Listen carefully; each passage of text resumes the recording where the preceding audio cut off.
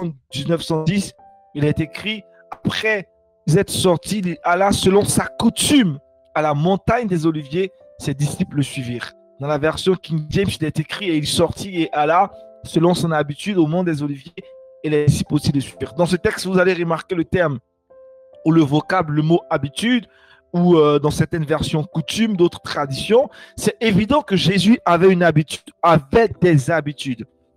Pour être sincère avec vous, je pourrais vous le dire assez clairement que Jésus n'avait pas l'habitude d'aller au mont des Oliviers parce qu'il aimait l'alpinisme. Je ne pense pas que Jésus allait au mont des Oliviers parce qu'il aimait l'alpinisme ou il aimait vraiment gravir des montagnes. Je ne pense pas.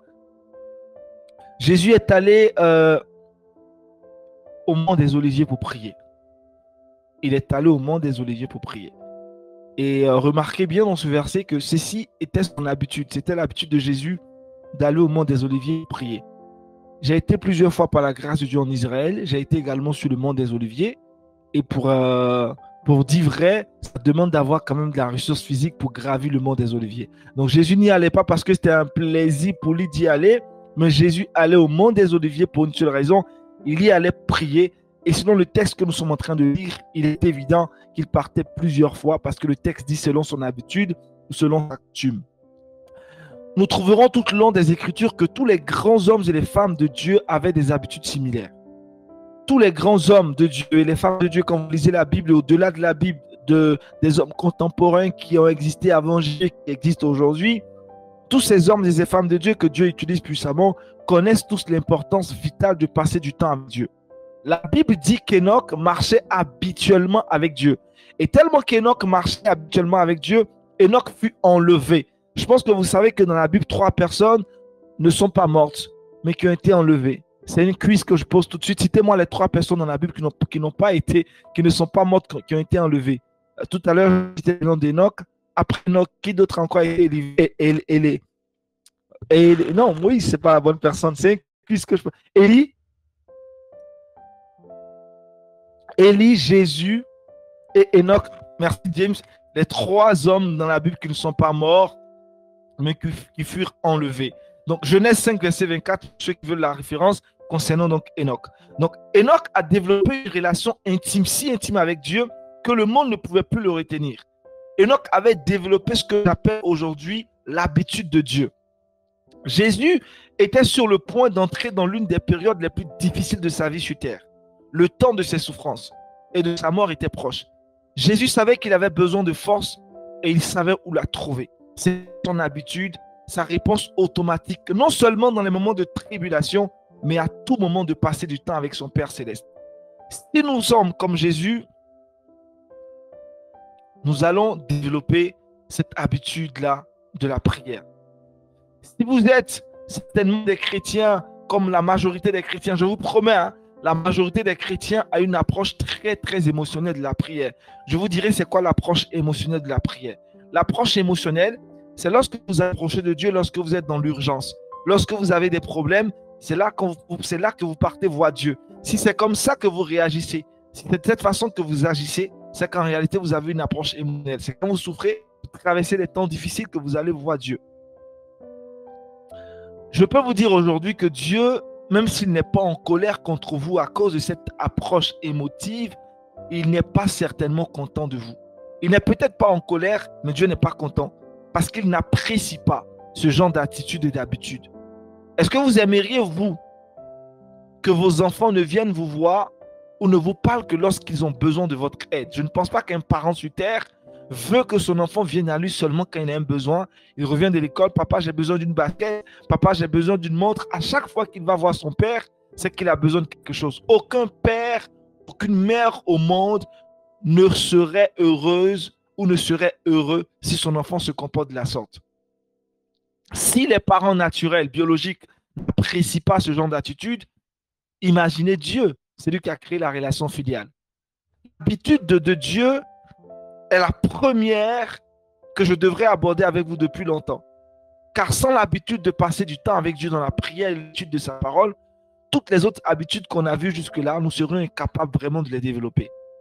Alors ce soir, c'est comme si on va poser maintenant le fondement de tout ce qu'on a pu voir, en commençant par ce qui devrait être le début, l'habitude divine. Je pense qu'on a déjà eu le temps de le faire, Mais aujourd'hui, je reviens là-dessus. Depuis l'année dernière, on a abordé cette question de la méditation au quotidien, la prière au quotidien. Mais je reviens cette fois-ci pour que vous compreniez que cela doit faire partie de votre habitude. Cela doit faire partie de votre habitude. On peut le lire déjà dans le psaume 24, verset 8. C'était l'habitude donc du psalmiste de commencer sa journée avec l'aide de Dieu. L'aide et la présence de Dieu dans nos vies sont vitales. Dieu est l'auteur de tout vrai succès et de tout ce qui est bon. Et sans Dieu, il est donc impossible pour nous d'avoir des choses qui ont de la vraie valeur. Est-ce que tu prends le temps de demander l'aide de Dieu avant de commencer ta journée, de prendre des décisions ou d'entreprendre quoi que ce soit? Est-ce que tu développes l'habitude de reconnaître Dieu dans toutes tes voies? Est-ce que tu le fais? Si tu le fais, Dieu dirigera tes pas selon Proverbe 3, le verset 6. Nous sommes généralement habitués à prendre nos propres décisions et à essayer par nos propres forces de faire en sorte que les choses que nous voulons se produisent.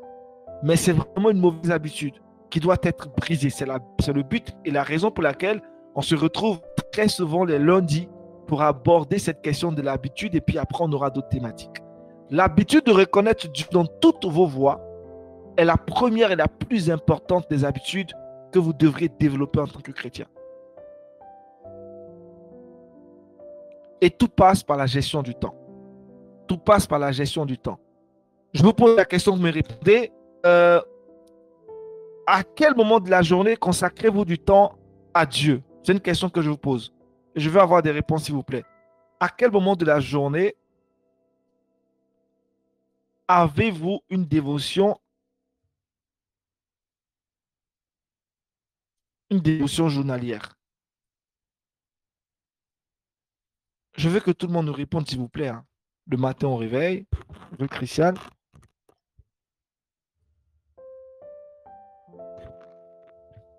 Je vais faire un sondage. Peut-être que si tout le monde donne la bonne réponse, moi, je vais arrêter de discuter ou de parler de ce sujet-là. Pour Joe Massamba, c'est en soirée. Pour Elena, c'est en soirée. Pour Natsi, c'est le matin. OK, le soir. Donc là, pour l'instant, on a plus de personnes qui consacrent ce temps-là en soirée. Il n'y a que 2 personnes qui commencent la journée avec Dieu. Je parle vraiment de consacrer du temps au Seigneur. Hein. On a tous 24 heures.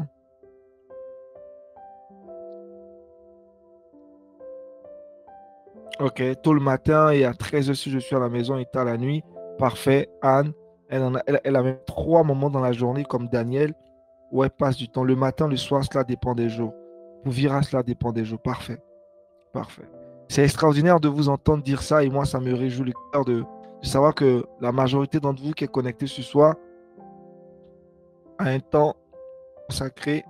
Ça fait plaisir de savoir à 3 heures du matin et la nuit, à 3 heures du matin, c'est vraiment calme. Là, c'est super, super bien. Alors, une enquête a été menée et la majorité des personnes qui ont répondu à cette enquête, là, en tant que chrétiens, même pas chrétiens, ont dit que leur habitude, l'habitude qu'ils souhaiteraient développer, c'est l'habitude de passer plus de temps avec Dieu. Nous avons tous le même temps chaque jour. En vrai, nous avons tous 24 heures en journée, mais certaines personnes trouvent régulièrement du temps à passer avec Dieu, à passer du temps avec Dieu. Vous l'avez signifié comme James, Anne, Vira. Je suis très content que chacun d'entre vous, dans la journée, a un temps consacré au Seigneur. Par contre, il y en a d'autres qui ont du mal à trouver du temps pour passer au Seigneur. Ce sont des excuses. La vérité est que si nous passons du temps avec Dieu, Dieu multipliera ce qui nous reste comme le petit garçon avec les pains et les poissons dans Jean, le chapitre 10. Et Dieu va finir par nous aider à réaliser tout ce que nous désirons réaliser en journée. La vérité est que Dieu veut que tu passes du temps avec lui, mais le temps que tu consacres à Dieu est assez important. C'est vrai, tu te dis que tu passes du temps avec Dieu à 0 à 3 heures, à 5 heures du matin, mais ce temps doit être un temps de qualité. Bref, je vais arriver à cette question-là du temps de qualité. La vérité est qu'en ce moment, nous sommes si proches de Dieu parce qu'il est dans notre vie. Ce que nous sémons, nous le récolterons. Et si nous voulons une plus grande récolte, nous devons simplement s'aimer plus de graines. Si nous voulons une relation plus étroite avec Dieu, nous devons passer plus de temps avec lui. Pour passer plus de temps avec Dieu, si nous passons plus de temps avec Dieu, c'est sûr que Dieu va nous impacter encore plus. Parce qu'avant d'exploser, ça tu peux le noter, avant que tu n'exploses, tu dois d'abord imploser. Quand on parle d'implosion, on parle de croissance personnelle.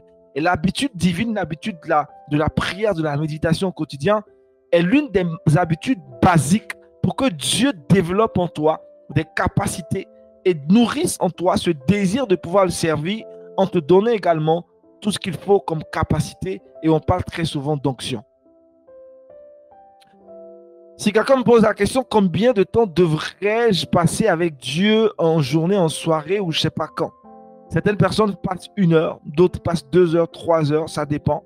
Mais moi, je pense qu'il faut déjà commencer pour ceux qui n'ont pas l'habitude, qui sont connectés ce soir. Même 5 minutes le matin serait un bon départ.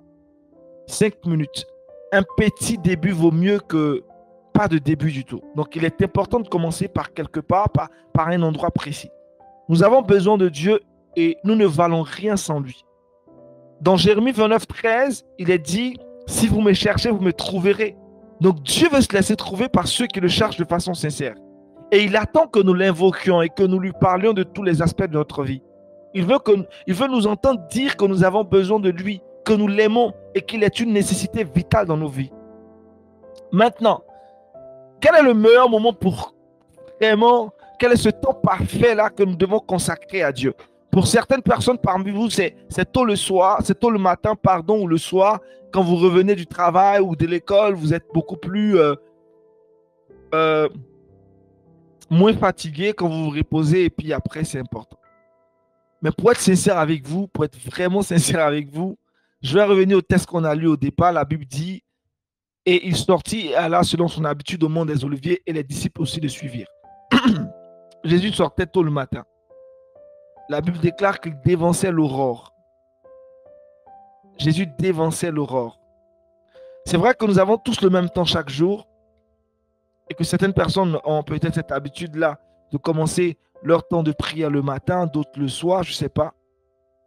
Mais pour être sincère, la prière, le temps de dévotion qui a le plus d'efficacité, je ne vous le cache pas, c'est le temps que vous consacrez à Dieu dès les premiers instants de votre réveil. Je reprends.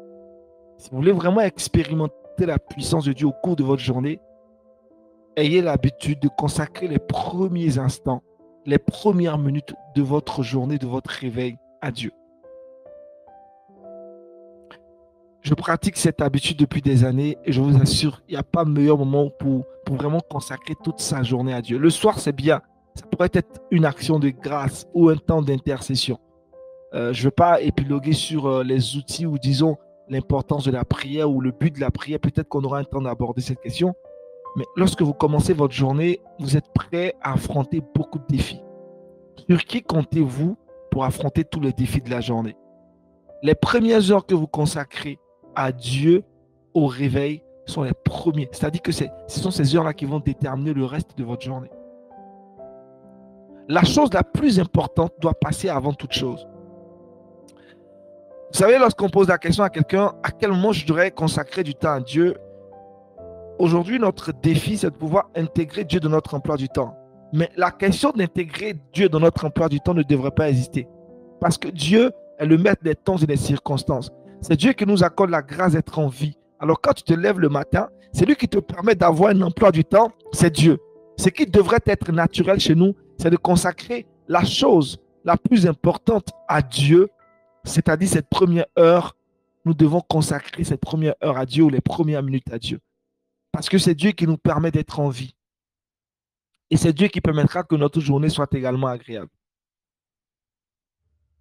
Nous devrions prendre la décision. Je sais que tu passes des heures à prier tard la nuit, mais pour être sincère avec toi, si tu veux expérimenter l'efficacité de la dévotion, elle doit être matinale. Elle doit être matinale. Elle doit être matinale. Peu de choses fonctionnent dans la vie de beaucoup de chrétiens parce qu'en réalité, ils ne consacrent pas les premières heures de la journée au Seigneur.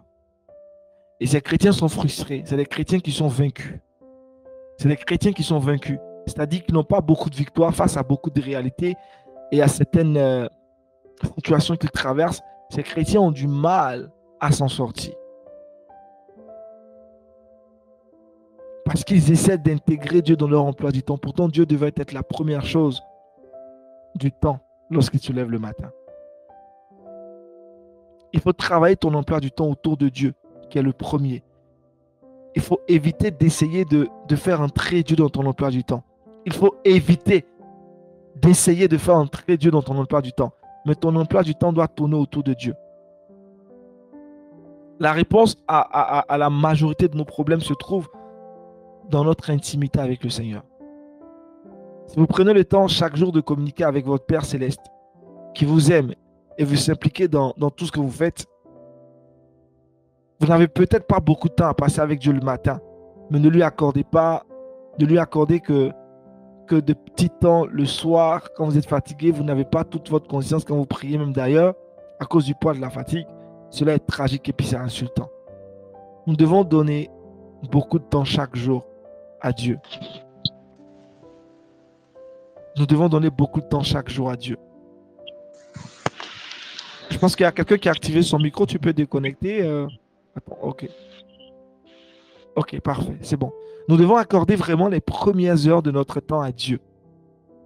J'étais encore très jeune. J'ai été initié à cette habitude. Et je me levais. Il y a quelqu'un parmi vous qui se lève à 3 heures, à 4 heures du matin. Et c'est ce que j'ai développé pendant tout mon parcours d'enfance, d'adolescence. Et aujourd'hui, en tant que jeune adulte, c'est ce que je fais. Mais c'est extraordinaire. Et quand j'étais encore au campus, j'ai créé un groupe de croissance biblique que j'ai appelé Miracle Morning, le miracle du réveil ou le réveil miraculeux. Et c'était un groupe de croissance. Et avec mes amis à la fac, des étudiants comme moi, on se levait tôt le matin à 4 heures du matin et on partait prier. C'est à l'université Félix Houphouët-Boigny de Cocody. Pour ceux qui connaissent bien l'université, il y a de grands espaces. Donc on se levait tôt le matin et on partait prier. Je vous assure que les résultats qu'on expérimentait dans nos études étaient extraordinaires. Parfois, on se mettait au défi, on dit on va demander ça à Dieu ce matin. Et lorsqu'on y allait, parce qu'on consacrait le premier temps, lorsque nous nous réveillons le matin, nous consacrons ce temps à Dieu. Vous voyez, quand on parle du principe de la dîme, qu'il faut donner la 10e partie à Dieu, c'est aussi vrai pour le temps que nous avons. Dieu veut ce qu'il y a de plus cher pour nous. Dieu, il est l'alpha. Alors, quand nous commençons notre journée, il doit être l'alpha de cette journée. Ce n'est pas au cours de la journée. J'aime bien ce principe parce que je prie aussi en journée, mais c'est différent. Commencer sa journée avec Dieu est différent d'intégrer Dieu au cours de sa journée. C'est vrai qu'on aura des résultats, mais les résultats seront toujours différents. Parce que lorsque tu consacres ta première heure à Dieu, ça montre la priorité de ta vie. Lorsque tu te lèves, la première personne à qui tu penses, c'est Dieu. Lorsque tu te couches, la dernière personne à qui tu penses, c'est Dieu. Donc, il faut tout de suite commencer sa journée avec Dieu. Et je pense que beaucoup le savent. Nos amis qui ne sont pas dans la vérité, mais qui ont compris les principes spirituels, le font très bien. Je parle de nos amis musulmans. Les musulmans se lèvent le matin très tôt pour faire leur prière. Ils adorent un Dieu, c'est le Dieu du commerce. J'ai eu un ami qui est musulman, un enseignant-chercheur qui était autrefois musulman, qui est aujourd'hui chrétien, et qui me révélait pas mal de mystères reliés ou rattachés à l'islam, qui m'expliquait un peu tout ce qui concerne cette pratique. Je pense que parmi vous, certains le savent, mais il m'a révélé pas mal de choses secrètes et cachées sur cette religion islamique. Mais le but, l'effet qu'ils ont de se lever tôt le matin, de prier, ils balisent le terrain. Ces personnes-là prennent beaucoup de grâce. Ce n'est pas que nous sommes en train de vous dire des choses qui sont mystérieuses, c'est ce qui est vrai. Parce que le musulman se lève tôt le matin pour préparer sa journée dans la prière à travers cette prière-là qu'il fait. Mais le chrétien encore dort. Et c'est ce qui est dommage. Nous devons commencer notre journée avec Dieu. Tu dois commencer ta journée avec Dieu. Le psaume 5, le verset 3, quelqu'un peut le lire ou on peut le mettre dans le clavardage. Au matin, tu entends ma voix. Le matin, je prépare. C'est le psalmiste qui parlait. Le psalmiste dit, au matin, tu entends ma voix. Est-ce que Dieu entend ta voix le matin? Quand tu te lèves le matin, la première des choses que tu fais, c'est de prendre ton téléphone, aller sur WhatsApp, courir. Pourquoi tu trouves du temps le matin pour te préparer pour aller au travail? Pourquoi tu trouves du temps le matin pour te rendre belle, pour prendre ton petit déj, mais tu ne trouves pas le temps pour prier le matin, pour parler à ton Dieu? Ce n'est pas un bon style de vie. La première partie de chaque matinée doit être consacrée à Dieu. Je ne te dirai pas comment structurer, je vous ai déjà proposé pas mal de modèles de temps de prière. Ce soir, je ne parle pas de modèle, je ne parle pas de comment tu structures. Je veux dire simplement, je veux insister sur l'importance de consacrer les premières minutes de ta journée à Dieu. Tu peux prier après en journée. J'ai mon téléphone et j'ai beaucoup de rappels de prière en journée. Mais le temps que je passe le matin en journée dans la prière est plus important que tous les autres moments que j'aurai dans la journée dans la prière. Parce que c'est le début. Et c'est là que je consacre et je fais une offrande de cette première heure à Dieu. Le plus important, Ce n'est pas forcément le temps, le nombre de minutes, le nombre d'heures que tu passes avec Dieu le matin. Ce n'est pas ça qui compte le plus. C'est pas ça qui compte. C'est pas ça qui compte. Moi, je ne crois pas que Dieu compte les minutes et les heures que nous passons avec lui. J'ai vraiment personnellement abandonné cette croyance il y a longtemps. Si je passe beaucoup de temps avec Dieu et que j'en parle et que j'en garde une trace mentale, je peux être en danger d'orgueil. Vous savez, les gens qui passent beaucoup d'heures dans la prière, parfois, ils sont très aptes. Très souvent, ils ne manquent pas de dire, moi, je prie 2 heures, hein, je prie 3 heures. Ça devient de l'orgueil. Parce qu'ils gardent une trace mentale du nombre d'heures qu'ils passent avec Dieu. Pour ceux qui passent moins de temps avec Dieu, ils se sentent parfois coupables. Quand tu passes moins de temps avec Dieu, parce que tu as fait 2 minutes, tu as fait 3 minutes, tu te sens coupable par rapport à celui qui fait 1 heure ou 2 heures. Il n'y a pas à se sentir coupable parce que je dis quoi? Ni l'orgueil, ni la culpabilité ne peuvent nous aider dans notre marche chrétienne. Ce qu'il faut retenir, c'est qu'il faut juste passer le temps avec Dieu, le temps dont tu as besoin. C'est comme manger, vous comprenez? Tu arrêtes de manger quand tu es rassasié. Quand tu as cette mentalité, ta vie de prière va totalement changer. Je pense que quand vous allez à table, vous arrêtez de manger quand vous êtes rassasié. Parfois, tu as besoin de manger plus qu'à d'autres moments. Par moment, tu n'as pas assez faim. Donc, quand tu manges peu. Dans certains moments, dans certains cas, tu manges beaucoup. C'est pareil pour la vie de prière. Il y a parfois, quand tu vas prier le matin, tu auras envie de parler beaucoup de temps avec Dieu. Par moment, tu n'auras pas forcément cette envie-là où tu n'auras pas quoi dire à Dieu. Ça sera court. Que ça soit court, que ça soit long, le plus important, c'est la sincérité du moment que tu passes avec Dieu. Il faut vraiment prendre l'habitude de mettre Dieu en premier dans tout ce que vous faites.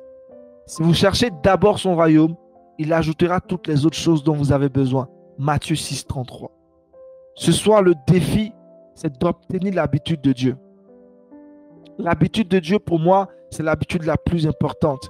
Et elle passe par la parole de Dieu. La parole de Dieu nous enseigne que nous ne pouvons rien faire sans Dieu. Il est donc logique d'en faire une priorité pour former l'habitude de le mettre en premier. Et lorsque vous vous présentez devant Dieu le matin, il faut présenter également votre vie. Il faut y aller avec sa parole. Il faut y aller avec sa parole. Il faut étudier la parole de Dieu pendant ce temps de méditation, ce temps de prière. Il faut inviter Dieu à t'aider à comprendre sa parole. Vous allez voir que pendant que vous allez passer du temps avec Dieu, au bout d'un certain temps, le Seigneur va commencer à augmenter ces moments-là avec vous. Parce que vous allez prendre du plaisir à parler avec Dieu. Mais dès un départ, dès le début, il faut discipliner ces moments-là. Il faut vraiment discipliner ces temps de prière avec Dieu. Dieu a un temps au cours duquel il vous révèle sa gloire. Mais est-ce que vous avez un temps, vous, pour écouter votre Père? Et c'est ce qu'on fait aujourd'hui. Je pense que depuis 2 mois maintenant, on a lu un ouvrage sur le discernement. Et puis on est en train de lire encore un ouvrage sur le discernement. Et pendant toutes ces choses que nous sommes en train d'apprendre, le Seigneur est en train de nous pousser à passer du temps avec lui et puis être silencieux dans sa présence. Je pense que ceux qui sont abonnés à HY Reading Time peuvent le témoigner. C'est dans cette démarche-là qu'on est engagé. Il ne faut jamais faire la différence entre sacré et séculier. Ça n'existe pas. Tout ce que vous faites est sacré parce que vous êtes enfant de Dieu. Vous ne pouvez pas avoir un compartiment de votre vie où vous gardez Dieu et puis le reste de votre vie, c'est vous qui la dirigez. Il ne faudrait pas faire des compartiments religieux. Dieu veut que vous ayez un temps où vous vous disposez à l'écouter. Arrêtez de donner du temps à Dieu après. Commencez votre journée avec Dieu. Terminez votre journée avec Dieu. Ce soir, je n'ai pas envie de parler longtemps parce que tout ce que je dis, je pense que je l'ai déjà dit 1 ou 2 fois, mais c'est juste une répétition pour vous dire l'habitude la plus importante, c'est de commencer l'habitude la plus importante, c'est de commencer sa journée avec Dieu. Dieu veut que vous disposiez votre journée en commençant par développer cette habitude de le mettre en premier. Il faut inviter Dieu dans tout ce que vous faites. Dieu veut passer du temps avec vous. Plus nous passons du temps avec Jésus, plus nous devenons comme lui. La Bible dit que lorsque nous étudions la parole de Dieu, nous sommes transformés à son image, d'un degré de gloire à un autre, selon 2 Corinthiens 3, le verset 18. Plus nous passons du temps avec Jésus, plus nous devenons comme lui. Et la Bible dit que lorsque nous étudions la parole de Dieu, nous sommes transformés à son image, d'un degré de gloire à un autre. Nous voyons la loi de la croissance graduelle en opération dans cette écriture. Nous devons être diligents dans la recherche de Dieu. Quand nous passons du temps avec Dieu, nous devenons lentement et sûrement des meilleures personnes. La prière ne change pas seulement les choses, la prière nous change aussi. La prière ne change pas seulement les événements, ne change pas seulement les circonstances, la prière nous change aussi. La prière n'est pas une obligation, la prière est un privilège. La prière n'est pas une option, la prière n'est pas une corvée, la prière n'est pas une contrainte, la prière est un privilège, la prière est une faveur, la prière est une grâce. La prière est une grâce. La prière est une grâce. Je voudrais t'inviter, mon frère, ma soeur, toi qui es connecté ce soir, à prendre l'engagement de commencer ta journée avec Dieu. Je sais que tu prieras en journée, je sais que tu prieras en soirée, mais aujourd'hui, moi, je vais t'inviter à prendre cet nouvel engagement de commencer ta journée avec Dieu. S'il te plaît, engage-toi. Est-ce qu'un homme ou une femme qui est connecté ce soir peut s'engager à commencer sa journée avec Dieu? Est-ce que tu peux écrire dans le clavardage, je prends l'engagement de commencer ma journée avec Dieu? Est-ce que tu peux le dire? Et pendant que tu le dis, sache que c'est une prière, une déclaration que tu fais. Je prends l'engagement de commencer ma journée avec Dieu. Je veux que tu l'écrives comme ça, voilà. De telle sorte que ça vienne de toi, pas de moi. Je m'engage à commencer ma journée avec Dieu. Super. On peut le faire comme le modèle de Joyce. Je m'engage à commencer ma journée avec Dieu. Je m'engage à commencer ma journée avec Dieu. Vas-y, déclare-le. Déclare-le. Déclare-le. La parole de Dieu doit être profondément implantée dans ton cœur. Mais pour y arriver, tu dois passer du temps. Cette parole te guidera. Cette parole t'aidera à prendre des décisions avec sagesse. Oui, le Seigneur veut que tu passes du temps avec lui dans la prière tous les matins. Pas forcément le soir, pas obligatoirement à midi, mais le matin, tu dois commencer ta journée avec Dieu. Tu dois commencer ta journée avec Dieu. Tu dois consacrer, même si c'est 5 minutes, fais l'effort de respecter tes 5 minutes. Quand tu te lèves le matin, tes premières phrases doivent être à l'honneur du Seigneur. Dès que tu es levé le matin, élève ta voix et dis merci Seigneur, je suis en vie. Merci pour cette journée. Je sais que tu m'accompagneras, tu m'assisteras. Je veux vraiment que tu détermines ça chaque jour désormais. C'est bien ce que tu faisais par le passé et je ne te demande pas d'abandonner ce que tu faisais comme pratique. Quand tu pries à 13h, quand tu pries à 0h, mais je veux que tu commences ta journée. Si ta journée commence à 3h du matin, quand tu te lèves à 3h du matin, que tes premières minutes soient consacrées à Dieu, c'est sûr que tu ne vas plus t'endormir. Commence ta journée avec Dieu jusqu'au soir. Si tu te lèves à 7h du matin ou à 8h, quand tu te lèves à 8h, consacre cette première heure ou ces 5 premières minutes, ou c'est 15, c'est 20, c'est 30, ça dépend de toi. Consacre les premiers instants de cette journée à Dieu. Si tu t'es levé à 10h, fais pareil. À 12h, fais pareil. Mais à l'instant où tu te réveilles, que les minutes qui suivent soient des temps, soit un moment où tu consacres cela à Dieu.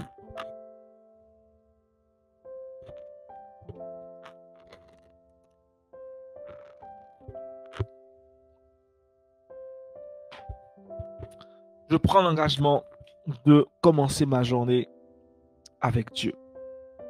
C'est vraiment important.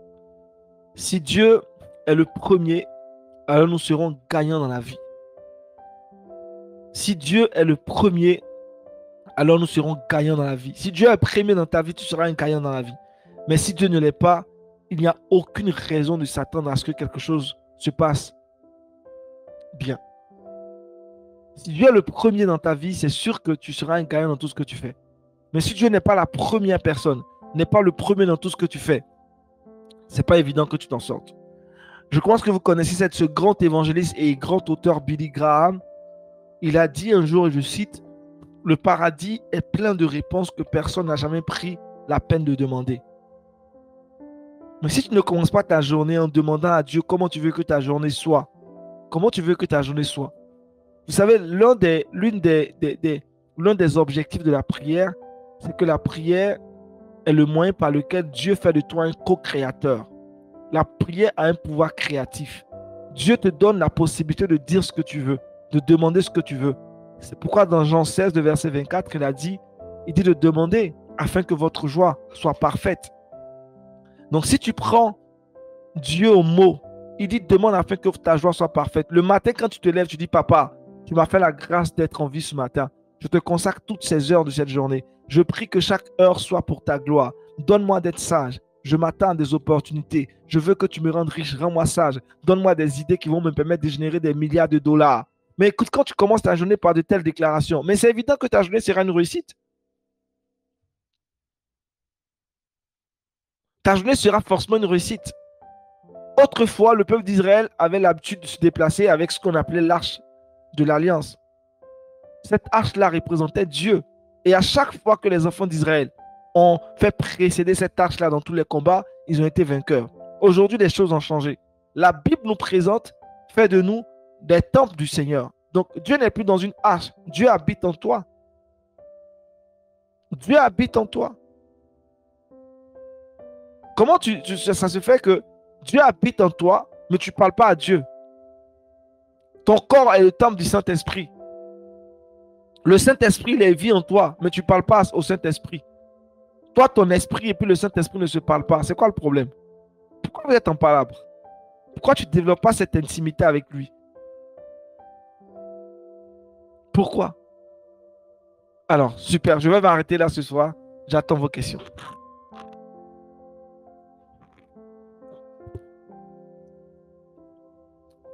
J'attends vos questions assez rapidement. J'ai pris assez de votre temps.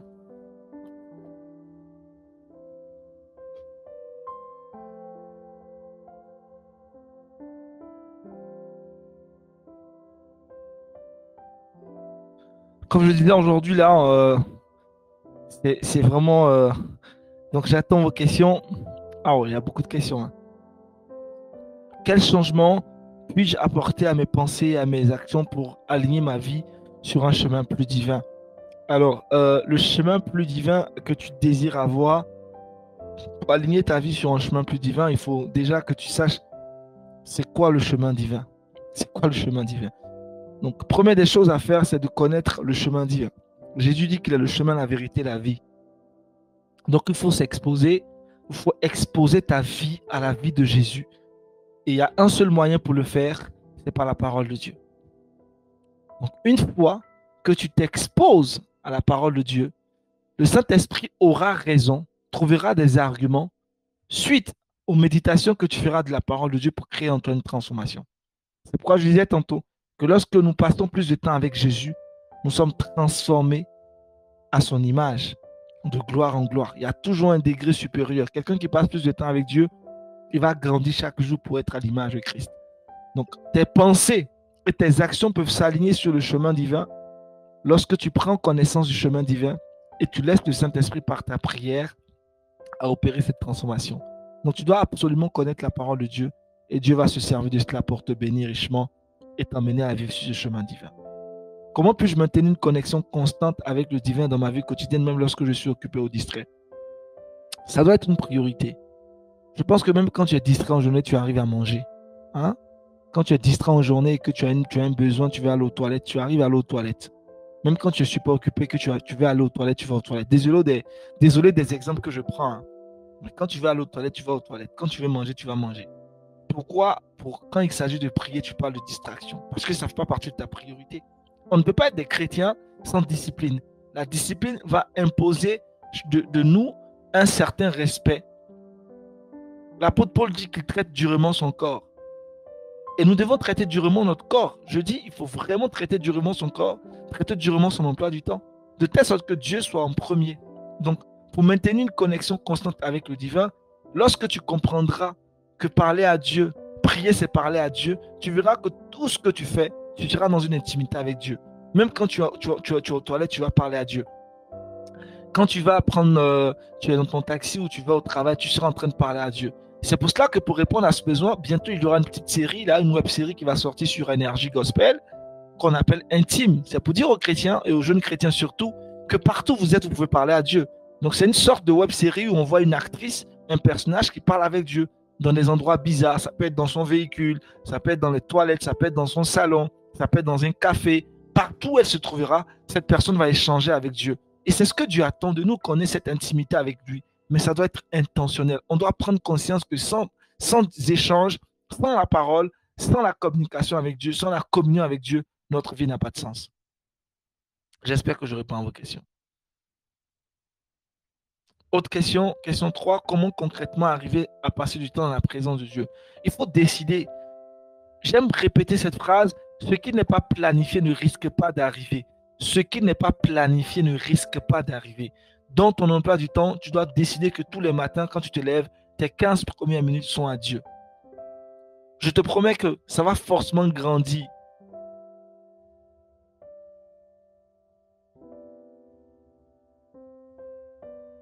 Ça va forcément grandir. Si tu commences à passer du temps 15 minutes, 20 minutes, au bout d'un certain temps, Dieu va faire croître ce temps que tu passes avec lui. Dieu va faire croître le temps que tu passes avec lui. Donc, il faut décider et laisser le Saint-Esprit te conduire. Donc, comment concrètement arriver à passer du temps dans la présence avec Dieu? Il faut justement que tu te disposes, que tu crées un cadre. Quand tu invites tes amis chez toi pour ton anniversaire, tu crées un cadre. Tu les invites, tu les reçois. Pourquoi tu ne crées pas le contexte pour inviter le Saint-Esprit à se manifester? Une fois que tu crées le contexte, tu crées le cadre, tu prendras du temps et du plaisir à passer avec Dieu.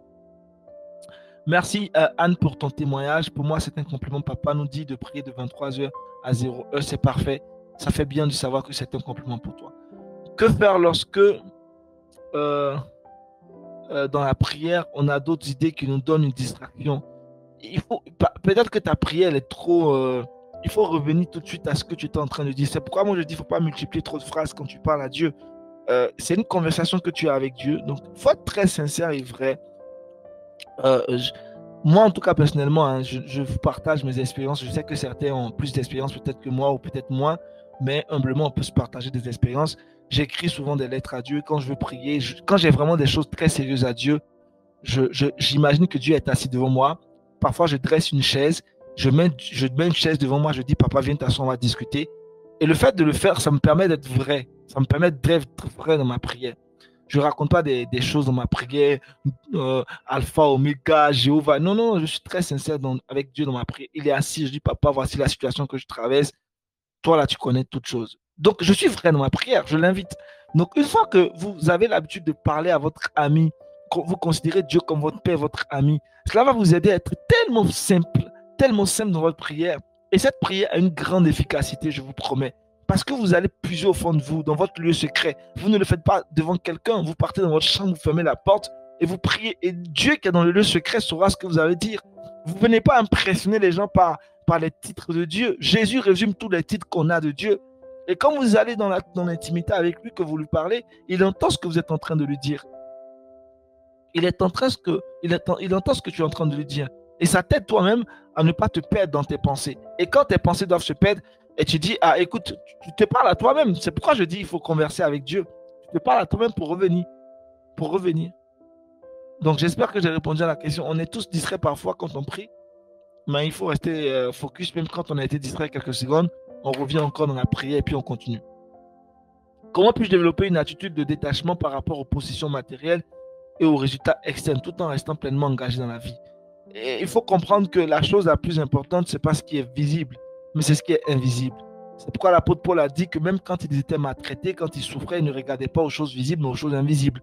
Parce qu'en vrai, ils savaient que ce qu'ils avaient dans le monde spirituel avait plus de valeur que ce qui était visible. Les choses visibles sont éphémères. Donc, il faut avoir cette mentalité-là. Si tu te dis que tout ce que tu as comme possession matérielle est éphémère, tu ne vas plus vraiment t'accrocher aux choses matérielles. Je te promets.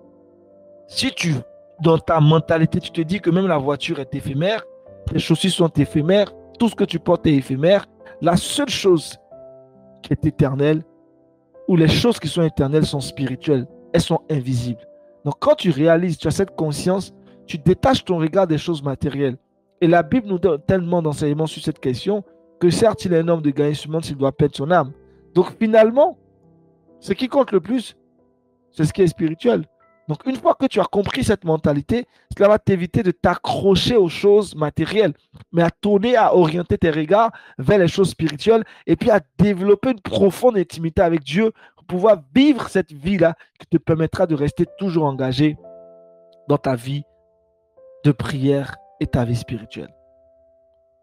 J'espère que j'ai répondu à ta question. Pour moi qui ne suis pas habitué à longue prière, qu'est-ce que vous me conseillez comme habitude? J'écoute beaucoup les chansons chrétiennes. Qu'est-ce que c'est une forme d'intimité avec Dieu?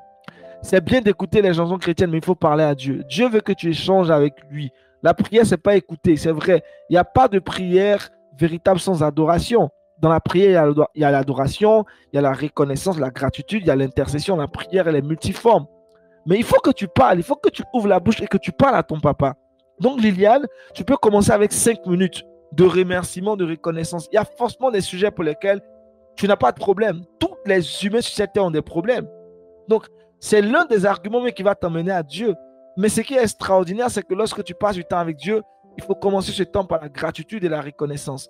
Donc, commence par 5 minutes, 10 minutes. Décide de commencer ta journée avec Dieu.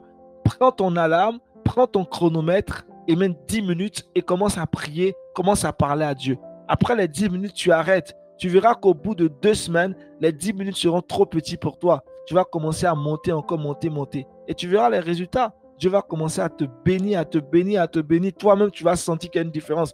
La prière ne change pas les circonstances seulement. La prière nous change nous-mêmes. Tu verras que tu ne seras plus apeuré. Il y a certaines situations qui ne vont plus t'inquiéter parce qu'il y a une certaine confiance que tu auras en Dieu. L'habitude de la confiance se développe par l'habitude divine, par l'habitude de commencer sa journée avec Dieu.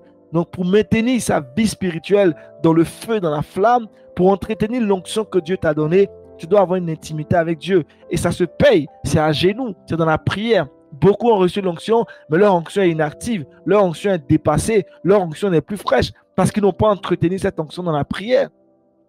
Ils n'ont pas entretenu cette onction dans l'habitude divine. Donc, si tu veux que Dieu continue de te donner, de t'impacter pour que tu sois aussi un impact, si tu veux imploser en toi pour que Dieu fasse de toi une explosion pour sa gloire, tu dois naturellement développer cette habitude-là. L'habitude a une puissance parce que c'est ce que tu fais quotidiennement, de façon courante, de façon permanente. Et c'est là que Dieu opère des transformations. C'est là que Dieu transforme ton cœur. Il fait de toi une image de Christ. Il fait de toi un réel ambassadeur de Christ. Donc, s'il vous plaît, les amis, nous sommes dans un défi aujourd'hui parce qu'on passe plus de temps sur Facebook. Parfois, quand je prends mon téléphone et que chaque semaine, mon téléphone m'envoie le temps d'écran, le temps que j'ai passé devant mon téléphone. Parfois, je crie, je dis, mais waouh, cette semaine, j'ai passé combien de temps devant mon écran? Ça me choque. Je dis, mais Agnel, attention. Tu passes plus de temps devant ton écran que dans la prière, que dans la méditation. Ça m'interpelle. Et ces indicateurs viennent réguler ma vie. Ce qui fait que je commence à diminuer considérablement les heures que je passe devant mon téléphone. Vraiment, c'est important. Parce qu'il faut rester en toutes circonstances. Le temps que tu accordes à Dieu doit être de qualité. Mais si les autres choses, des distractions aujourd'hui, TikTok et bien d'autres choses encore viennent prendre ce temps, finalement, tu vas te rendre compte que tu passes toute une journée. Le temps que tu as passé avec Dieu est peu. Pourtant, tu pouvais développer plus ton temps d'intimité avec Dieu parce que tu as eu beaucoup de temps. C'est pourquoi il faut vraiment être discipliné, préparé, programmé, planifier ce temps avec Dieu. Et lorsque ce temps arrive, tu te coupes de tout, tu mets ton téléphone en mode avion, tu rentres dans ta chambre, tu vas, tu pries, tu mets ta chanson d'adoration, tu commences à ribabacher, tu commences à déclarer des paroles. On a tellement de choses à dire. Un homme ou une femme qui ne parle pas est une femme qui a fermé sa destinée, qui est en train de gâcher sa destinée. Donc, il faut confesser. Je pense qu'on a déjà fait aborder la question de la confession ici. Et c'est dans la prière que tu peux confesser. C'est dans la prière que tu peux faire des déclarations prophétiques. C'est dans la prière que tu peux aligner ta vie sur la parole de Dieu. Parce que Dieu ne s'engage que pour ce qu'il a dit. Et quand tu rappelles à Dieu ce qu'il a dit de ta vie, Dieu s'engage à honorer sa parole. Mais si tu ne connais pas les promesses de Dieu pour ta vie, tu ne connais pas ton avenir, qu'est-ce que tu vas rappeler à Dieu? Et beaucoup de chrétiens vivent des défaites. Dieu te veut ailleurs, Dieu te veut au sommet, mais tu es en train de tourner encore en rond. C'est pourquoi il faut vraiment décider dès aujourd'hui de dire, Seigneur, je prends ma vie au sérieux en développant une habitude divine. Même Jésus, qui était Dieu, passait du temps dans la prière. Qui es-tu toi pour ne pas prier? Toi, tu es qui pour ne pas prier? Qui es-tu pour ne pas avoir une vie de prière? Qui es-tu pour ne pas avoir une habitude de prière? Qui es-tu pour ne pas avoir une habitude de méditation? Qui es-tu? Même Jésus qui était Dieu, il savait se discipliner. Il savait se retirer de ses disciples pour aller prier. Il savait dévancer l'aurore. Mais toi, qui es-tu? Même si tu es archibishop, ça ne sert à rien si tu n'as pas une vie de prière. Parce qu'en vrai, tu peux être applaudi par les hommes et puis vomi par Dieu. Or, le but, c'est que Dieu t'applaudisse. Même si les hommes t'ont vomi et que Dieu t'a applaudi, très souvent, la meilleure équipe, ce n'est pas les 11 entrants. La meilleure équipe, c'est toi et Dieu. Parce que lorsque tu es avec Dieu, il n'y a aucune équipe au monde qui pourra vous battre. Aucune équipe au monde. Parce que Dieu, c'est la majorité. Est-ce que tu es avec la majorité?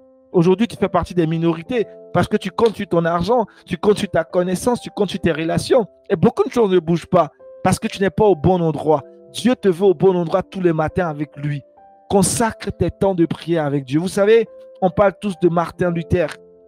Cet homme-là qui a impacté le monde chrétien. Cet homme-là qui a fait des choses révolutionnaires. Et grâce à lui, le protestantisme est né. Cet homme-là avait une habitude de vie. Il passait ses premières heures, ses 4 premières heures de la journée dans la prière. Et lorsqu'il avait de plus grands défis à relever au cours de la journée, il passait encore plus d'heures dans la prière et la méditation. Cet homme a impacté le monde chrétien. Mais toi, quel est l'impact que ta vie aura? Quel est l'héritage que tu vas laisser? Je me pose la question. Quel est cet héritage que tu laisseras? Je ne parle pas des voitures, des maisons que tu vas construire. Quel est cet héritage que tu laisseras dans la vie de tes enfants, dans la vie de ta famille? Tu dis que tu es chrétien, mais depuis que tu es chrétien, il n'y a aucun événement majeur qui est arrivé dans ta famille. Tu n'as encore impacté aucune personne. On te parle d'habitude de vie de prière. Tu penses que c'est l'amusement. Jeunes, nous avons besoin de changer les choses. Nous sommes vraiment dans une saison où c'est la jeunesse qui doit faire bouger les choses. Et je sais que Dieu va passer par toi pour changer quelque chose dans cette humanité. Je ne doute même pas un seul instant. Dieu passera par Erlus, Dieu passera par Anne, par Vira, par Blandine, par Elena, par Joël, par Honorine, par Florence, par Christiane, par Nati, par Liliane, par Joyce, par James. Dieu veut passer par toi. Mais lorsque Dieu vient frapper à ta porte, tu es absent. Tu es toujours absent. Tu es toujours dehors. Tu es toujours en train de te promener sur les réseaux sociaux. Le matin, tu te lèves. À peine tu n'as pas encore dit bonjour à ton papa. Tu n'as pas encore dit bonjour à Dieu. Tu es en train de dire bonjour aux hommes. Est-ce que tu as dit bonjour à Dieu le matin avant de dire bonjour aux hommes? Parle d'abord à celui qui est le maître de la journée. Je vous l'ai dit la semaine surpassée, je pense que je ne crains pas la journée à venir parce que je sais qui est l'auteur de cette journée. Il est mon papa. Et quand je passe ma journée en commençant avec lui, je n'ai pas à craindre. Peu importe ce qui va arriver dans la journée, je ne crains rien. Parce que je sais que c'est lui qui est le créateur de la journée. C'est Dieu qui fait lever le soleil, qui fait coucher le soleil. Donc s'il permet que le matin, je me suis levé et que j'ai eu un bon temps de prier avec lui, peu importe ce qui va arriver, ne crains même pas les mauvaises nouvelles. Parce que Dieu saura faire concourir toutes choses pour ton bien-être. Tu as besoin que ta vie change, mais elle passera par ton temps de prière et de méditation. Tu as besoin de cela. Que cet engagement soit sincère. Ma prière pour toi, c'est que nous soyons vraiment une armée. Vous savez, être chrétien, là, ce n'est pas une garderie, on n'est pas la garderie, on est dans une caserne. Nous sommes des soldats. On n'est pas dans une pouponnière ou dans une crèche, là. On est des soldats. Il faut comprendre que tu es dans un combat. Et nous sommes dans une caserne. Nous sommes des militaires, des soldats pour le Seigneur. Et des soldats, là, ils sont soumis à des régimes qui sont durs. Donc, l'une de ces activités que tu dois mener tous les matins, c'est de commencer ta journée avec Dieu. Si Dieu n'est pas l'auteur de ta journée, si Dieu n'est pas le pendant, il n'est pas le début de ta journée, pourquoi tu veux qu'il soit le pendant? Non, Dieu doit d'abord être le commencement. Il doit être d'abord le maintenant pour qu'il soit le pendant de ta journée. S'il n'est pas le début, pourquoi il va être le pendant et puis après, tu veux qu'il soit la fin? Ça ne marche pas. Ça ne marche pas. Dieu doit être d'abord au début. Il doit être d'abord, il sera le pendant, le parcours, il sera avec toi. Dans le processus, il sera avec toi. Et puis à la fin, il sera avec toi. Mais s'il n'est pas alpha et oméga, si Dieu n'est pas Seigneur de tout, c'est qu'il n'est pas Seigneur du tout dans ta vie. Vous connaissez cette expression. Si Jésus n'est pas Seigneur de tout dans ta vie, c'est qu'il n'est pas Seigneur du tout. Si Jésus n'est pas Seigneur de tout dans ta vie, c'est qu'il n'est pas Seigneur du tout. Est-ce que vous comprenez ce que je dis? Donc, Christ doit être le Seigneur de tout dans ta vie. Et tu dois commencer ta journée avec lui. Tu dois terminer ta journée avec lui. Et c'est dans l'intimité. Il faut lui parler. Il faut vraiment lui parler. Ta vie changera lorsque tu auras une vie de prière stable. Beaucoup de problèmes que tu vis aujourd'hui, mon frère, ma soeur, c'est parce que tu n'es pas régulier dans ta vie de prière. Le matin, les musulmans font leur incantation. Les sorciers font leur incantation. Mais toi, tu dors. Et puis au cours de la journée, tu vois que ça ne bouge pas. Le Seigneur t'a déjà tout donné, mais tu manques de sagesse. Depuis, tu as de très bonnes idées, mais ta vie ne bouge pas. Pourquoi les autres qui sont dans le monde, là, ils sont sérieux, ça marche pour eux? Et toi, tu es chrétien, tu n'es pas sérieux. Ah! Mais il y a un problème, parce que même ceux qui ne sont pas chrétiens, Dieu les bénit parce qu'ils sont sérieux. Il y a des principes qui sont universels. C'est pour tout le monde, ce n'est pas que pour les chrétiens. Mais toi, tu te dis chrétien, mais tu ne respectes aucun principe. La vie chrétienne répond à des traditions. On a des coutumes aussi en tant que chrétien. On a des habitudes en tant que chrétien. Et l'une de ces habitudes, de ces traditions, de ces coutumes, c'est de se lever le matin, de prier. C'est d'avoir cette journée-là, de consacrer sa journée au Seigneur avant d'entamer toute chose. J'espère bien que le message a bien passé ce soir et qu'on va vraiment travailler à développer l'habitude divine. Je ne vous parle pas en tant que moralisateur, je m'interpelle moi-même parce que parfois, je ne suis pas assez régulier pour être sincère avec vous. Et c'est un conflit, c'est un débat, c'est un défi que je fais vis-à-vis de ma propre personne, mais le Saint-Esprit m'aide à tenir quand même. Et je sais que le Saint-Esprit t'aidera aussi à tenir. On n'est pas parfait, on est là pour s'aider à aller de l'avant. Notre prière, c'est vraiment d'être une armée pour impacter cette humanité. C'est que notre papa soit fier de nous. C'est que Dieu soit fier de cette personne que tu deviens. Il faudrait que ton père soit heureux. Très souvent, on dit qu'on fait confiance à Dieu. On a l'habitude de la confiance. Mais j'ai une question à te poser ce soir. Est-ce que Dieu te fait confiance? Est-ce que Dieu te fait confiance? J'ai l'impression que tu as la tête d'un malhonnête. Tu es un peu malo sur le bord, comme on le dit en Côte d'Ivoire. Tu dis que tu fais confiance à Dieu, mais est-ce que Dieu te fait confiance, toi? Est-ce que tu es digne de confiance, toi? Est-ce que Dieu peut te confier quelque chose et que tu vas faire? C'est là la grosse question. Sinon que Dieu t'a confié beaucoup de missions, tu ne l'as pas encore fait. Donc en réalité, tu fais confiance à Dieu, mais Dieu ne te fait pas confiance. Votre relation n'est pas correcte. Dieu veut te faire aussi confiance, mais tu es très malhonnête. Tu es très égoïste. Tu ne penses qu'à toi. Tu ne penses pas à l'intérêt de Dieu. Tu ne penses qu'à tes propres intérêts. C'est pourquoi tu places ta confiance en Dieu. Mais toi, Dieu ne peut pas te faire confiance. Tu n'es pas une personne digne de confiance. Est-ce que Dieu te fait confiance? Si oui, prouve-moi que Dieu te fait confiance. Désormais, c'est pas à moi que tu vas le prouver, hein, c'est à Dieu que tu vas le prouver. Mais désormais, prends l'engagement de commencer ta journée avec Dieu. C'est l'une des choses par laquelle Dieu saura que vraiment, il y a quelqu'un sur qui il peut compter. Si tu ne commences pas ta journée avec Dieu, Dieu ne peut rien te confier. Dieu ne peut rien te confier parce qu'il sait que tu n'es pas quelqu'un de sérieux. Toi, tu viens voir Dieu seulement quand tu as un problème. Bon, Dieu te fait grâce et répond à tes prières. Mais Dieu ne peut pas te confier les grandes missions. Et quand tu vois que des personnes sont élevées et toi, tu es jaloux, tu te compares à elles, c'est pas possible. Ces personnes-là, elles sont dignes de confiance pour Dieu. Donc Dieu peut leur confier des grandes missions. Tu n'es même pas fidèle en peu de choses. Tu attends à ce que Dieu te confie des grandes responsabilités. C'est pas pour te choquer, mais ça n'arrivera pas. Parce que la petite chose que Dieu t'a confiée, tu es incapable même de respecter cela. Tu es incapable de gérer la petite grâce que Dieu t'a confiée. Tu es incapable de rester concentré sur Dieu pour que cette croissance-là soit optimale. Avec le peu que tu as reçu, on ne peut pas t'attraper. Tu es partout. Tu n'as aucune intimité avec Dieu. Tu parles partout. Tu parles partout, mais tu n'écoutes pas Dieu. Tu ne prends même pas le temps pour t'asseoir le matin pour dire, Seigneur, qu'est-ce que tu veux que je fasse pour toi? Qu'est-ce que je dois faire qui va toucher ton cœur? Si tu as touché le cœur de Dieu comme Salomon, qu'est-ce que Dieu va te refuser? Qu'est-ce que Dieu va te refuser? Mais écoute, on n'a pas compris ce principe. On court dans tous les sens, on cherche l'argent, on cherche les aisies, mais on a oublié que c'est d'abord Dieu. Si Dieu nous a approuvé, nous a validé, la Bible dit que quand Dieu approuve les voies d'un homme, il dispose tout favorablement à son égard. Écoutez la suite du verset. Même ses ennemis. Mais toi, Dieu même ne peut pas disposer tes ennemis parce que tes ennemis te frappent actuellement. Tu n'as même pas de pouvoir sur tes ennemis. Ils te maltraitent parce que Dieu n'est pas à la bonne place. Que Dieu nous aide. Franchement, c'est le cœur d'un frère dans le Seigneur qui vous parle parce que je veux qu'on grandisse ensemble. Je veux qu'on travaille à grandir ensemble. Tes ennemis t'ont trop frappé depuis des années. Il faut te réveiller un tout petit peu. Il faut te réveiller un tout petit peu. Le Seigneur veut que tu passes du temps avec lui. Il faut recharger ta batterie et ton âme tous les matins. Recharge ta batterie avant de sortir. Le matin, tu n'as pas dit bonjour à Dieu, mais quand on te voit manger, tu manges avec tellement d'appétit. Parfois, j'ai peur. Je dis, mais comment on peut aimer manger comme ça le matin et puis on a du mal à parler à Dieu? Quelle est cette énergie qui te pousse à aller manger le matin et pendant que tu n'as même pas encore parlé à Dieu?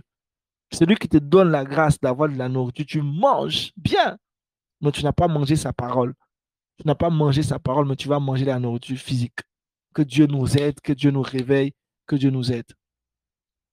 Que Dieu nous aide, que Dieu nous aide, que Dieu nous aide. Est-ce que quelqu'un a une autre question? Je pense qu'il n'y a plus de questions. On va prier pour la fin de cette soirée.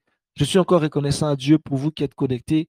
C'est la preuve que vous êtes disciplinés, hein. Honnêtement, parce qu'on a eu 1 heure de retard, mais vous êtes restés connectés. Ça, c'est une preuve. C'est pourquoi je ne doute même pas un seul instant que Dieu va faire bouger cette humanité avec vous qui êtes connectés. Laisse-moi déclarer cette parole sur ta vie. Parmi les personnes que Dieu va utiliser en ces temps de la fin, tu en fais partie. Dieu a inscrit ton nom sur la liste des hommes et des femmes qui vont faire bouger cette humanité. Dieu fera de ta vie une scène sur laquelle Christ sera en prestation. Christ n'est pas un artiste bizarre, hein. Quand Christ est en prestation, c'est que des spectacles miraculeux. Et Christ dit qu'il fait de ta vie ce soir une scène sur laquelle il va venir prester. Et quand il va prester, ce qui va se passer, c'est que des miracles. Ta vie devient un miracle. Ta vie devient une bénédiction. Pour cet acte que tu as posé ce soir, ton nom sera écrit dans les actes des apôtres de 2024, de 2025, de 2027, de 2028, jusqu'à ce que tu ne meurs. Ta vie fera partie des actes des apôtres modernes. Si on a parlé de Paul, on a parlé de Dorcas, on parlera de toi aussi. Tu ne resteras pas à cette étape-là où tu es. Ce que tu vis actuellement n'est pas la fin de ta vie. Le Seigneur t'a destiné à une plus grande chose. Tu as des territoires à conquérir. Et je déclare ce soir, au nom suprême de Jésus-Christ, que tu conquiers de nouveaux territoires. Tu sors de ta zone de confort. Toute limitation qui te maintenait dans la captivité, dans les petites choses, dans la médiocrité, ces choses prennent fin ce soir. Le Seigneur étend maintenant l'espace de ta tente. Il élargit, il élargue l'espace de ta tente. Il t'étend, il t'étire maintenant. Le Seigneur te fait entrer dans une saison d'expansion, une saison d'explosion, une saison de gloire, une saison de rayonnement. Le Seigneur augmente ta capacité.